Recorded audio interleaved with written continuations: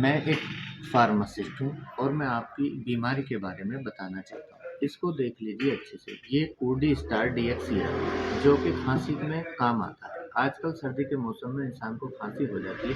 ये सूखी खांसी के लिए है।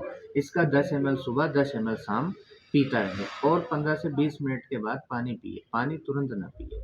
और अगर किसी को बलगम की खांसी है तो वो हमारे कमेंट बॉक्स में आकर के उसके बारे में भी दवाई के पूछ सकता है।